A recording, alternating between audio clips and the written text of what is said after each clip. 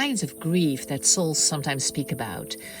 Sometimes they speak about the grief that you have had an image, maybe since your teenage years, of what motherhood would look like.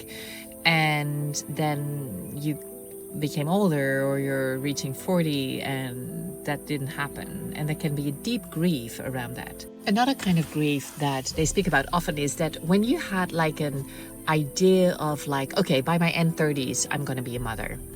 And then you reach your 40s and it didn't happen. And that can cause a really deep grief. And that grief can block the flow for a soul. So really often souls invite you to let go of that grief, of the timelines that you had for yourself, the expectations that you had as a little child, what it means to become a mother, but also the expectation of a certain age. You then let that acknowledge the grief and realize that you become more fluid.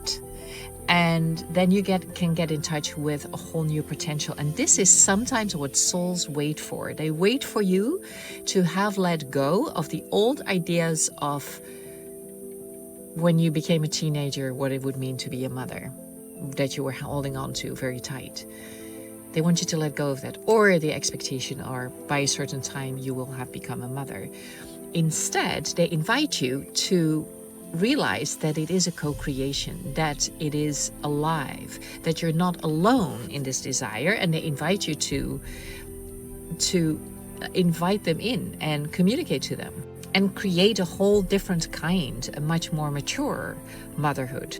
And this is also especially about saying yes, about deeply, deeply saying yes. Not only yourself, but also with your partner. Because sometimes what happens is that the partner is kind of halfly checked out. Like, okay, it hasn't happened and probably it will never happen, or wants to protect you from grief, or so in a way you're both bracing. And this blocks souls for coming in. So really often they invite you to really invite life again, and passion, and your desire for each other, the desire for a child.